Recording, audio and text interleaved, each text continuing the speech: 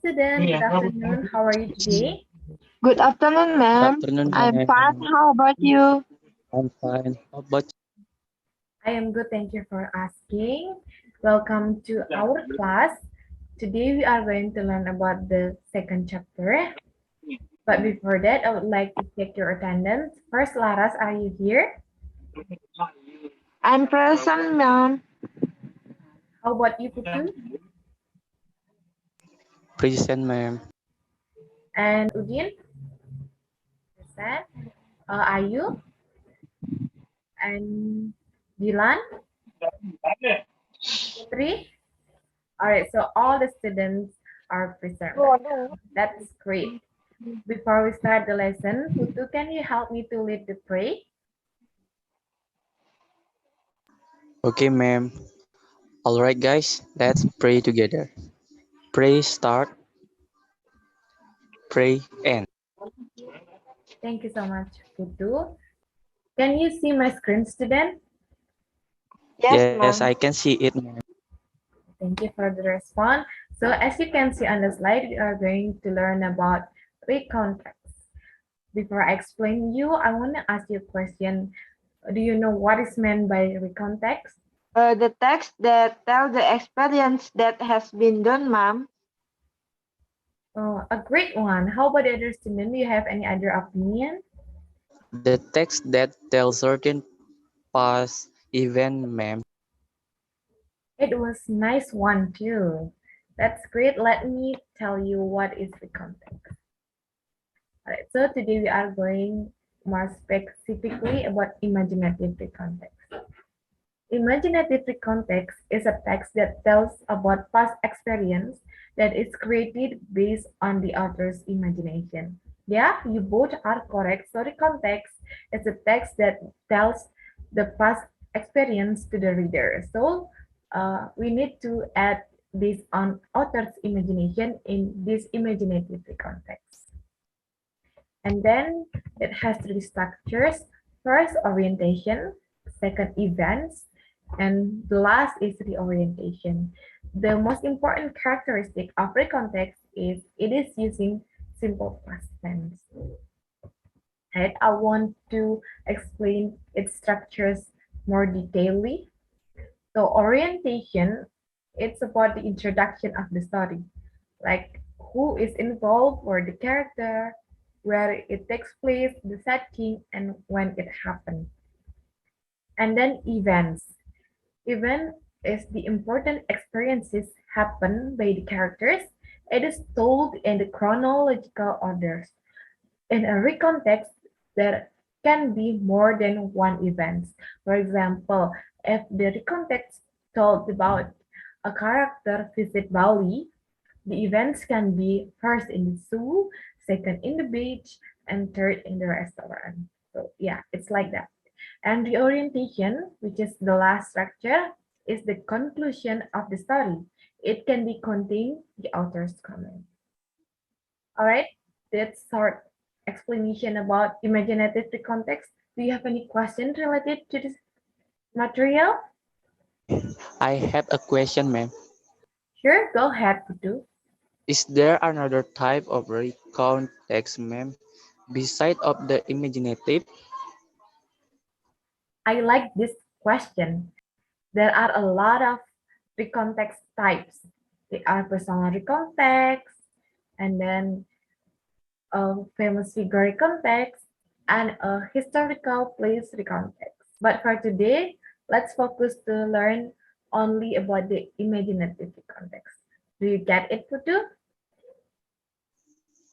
Yes, I got it, ma'am. Thank you. You're welcome. And is there any other question? Yes, ma'am. My question is, what is the difference between imaginatively context and narrative text? Wow, what a critical question. Even though it seems based on the author's imagination, but they are totally different. In imaginative recontext, it's very similar with a personal recontext. The difference is the characters and the events are unreal. But The events are relatable with the daily life. On the other side, narrative text it is more dramatic than the context. That's why it has climax in its structures. Therefore, the purpose of narrative text is more to entertain the readers, but the context purpose is to inform the past experience to the readers. Do you understand? Yes, ma'am. It's very clear, ma'am. Thank you. Okay, let's move on to the next material. Alright, so like what you see in the first slide, today we are going to learn about picture-based context. So it is an imaginative one. There are 4 pictures on the slide with the helping words, and then there will be a story. I wanna pick some students to read the story. Okay, for the first and second paragraph, I think Laras, you can help me to read the story. Yes, ma'am. Lazy student. Last year, when Dinda was in 8th grade of junior high school, she was a very lazy student. She ignored every lesson that she got in her class. Dinda just did what she wanted during her class. She was not only lazy at school but at home too. She supposed to study for the next day class, but she was distracted by her favorite series on television. She watched it until late night. All right, for the next 2 paragraphs, please, Putu, can you help me to read it? Of course, ma'am. The day for the test came and Dinda was not ready for it. Her mind went blank. When she answered the question, she didn't know what to write on her paper. The day after, the test result was shared by the teacher. Dinda cried as soon as she saw her result. Dinda had poor result, which was only 5, 5T. After that, she regret for being a All right, I think Putu has bad connection. That's fine. Okay, I think all the students have read or can read the story from the slide. Let's continue to the Q&A section. All right, for the first question, what is the main idea in each paragraph? Who want to answer it? me, ma'am. All right, wait, I will move you to the first paragraph again. Go ahead. The main idea in paragraph 1 is Dinda was lazy student. I agree with Putu, ma'am. Yes, Putu was correct. The main idea of the first paragraph is Dinda was a lazy student. It is stated in the first line of the paragraph. It can be seen that the rest of paragraphs are supporting why Dinda was told as a lazy student. She ignored every lesson and just did everything she wanted during her class. Okay, how about the next paragraph? The main idea in paragraph 2 is Dinda was lazy at her school and home.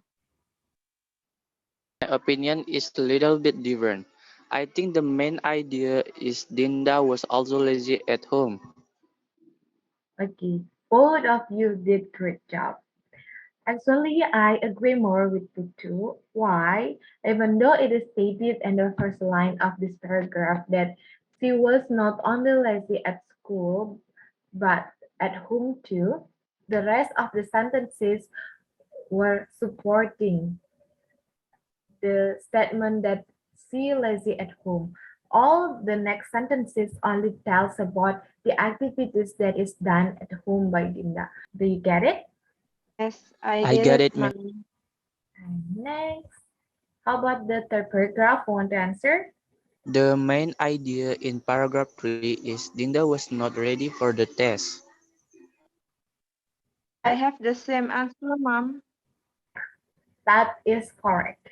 So She was not ready was explained by the rest paragraph. First, it can be seen that her mind went blank when she wanted to answer the question, and she also didn't know what to write on her paper.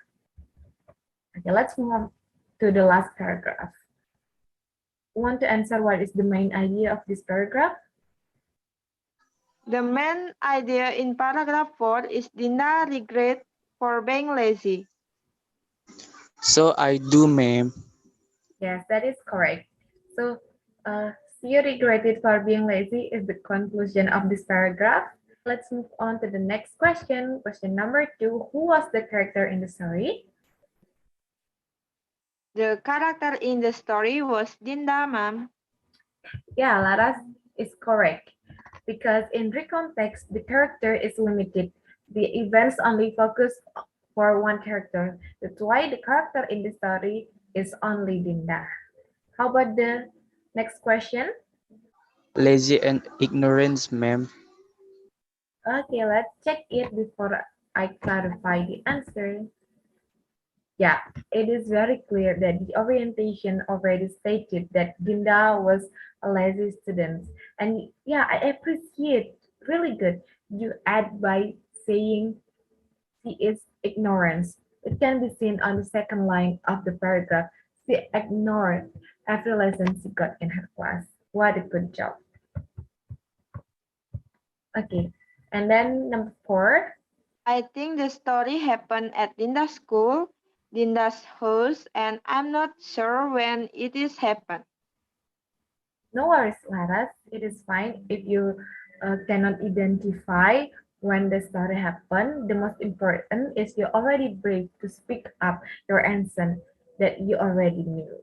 Good job, but if you want to improve, you can learn more. I believe you can do it.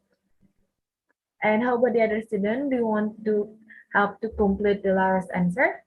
I think when she was in 8th of junior high school, ma'am. Okay. Let's check it again.